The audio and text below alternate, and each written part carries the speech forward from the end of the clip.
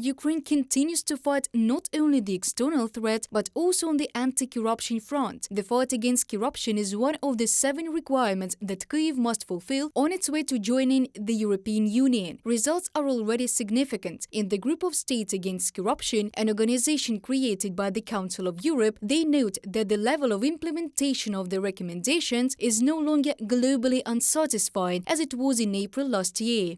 The war that is happening in Ukraine because of the aggression of the Russian Federation puts some other priorities on top.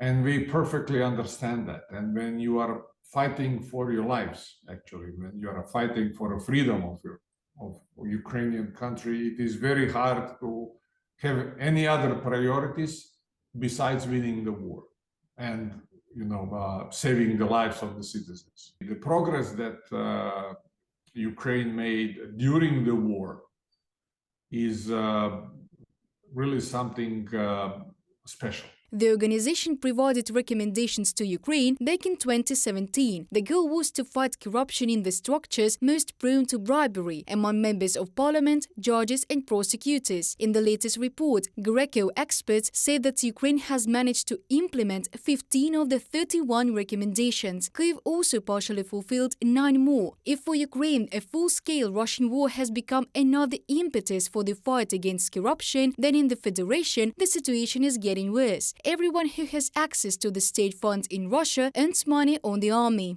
The Putin elites are just such kleptocrats who plundered the entire army, plundered their own country and continue to do this. There is, in principle, this system in Russia. It devours the federation from the inside, and when kickbacks are under 70 to 80%, this is a written history, as they built agent networks in Ukraine. The question is, where was it all done and why did they not succeed? Everything is very simple. If 1 billion is allocated, 50% is stolen right away in Moscow, if not 60%, and then until it reaches the curators in Ukraine, another half of this amount is stolen. It turns out that the Russian army does not have enough fuel because it has already been resold. Most of the Soviet equipment is not suitable for combat operations. According to the Ukrainian Center for Strategic Communications, in 2012 a Russian military company received about $26 million to develop an aircraft system for interception of non-strategic missiles. Some of the dummy companies through which the funding was channeled were registered at public toilet addresses. Bulletproof vests, armor and tanks and rations for Russian soldiers turned out to be unsuitable. In Russia, the international anti-corruption organization Transparency International has even stopped its activities.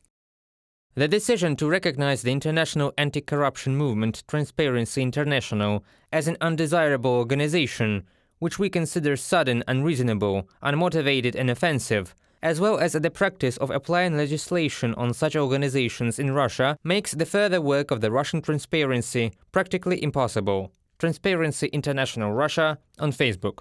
In addition, Transparency International in Russia faces fines of 800,000 rubles. Back in March, the organization received several notices from Roskomnadzor for non-compliance with the law on foreign agents. Reported by Diana Kolesnik, Larisa Zubenko, UATV News.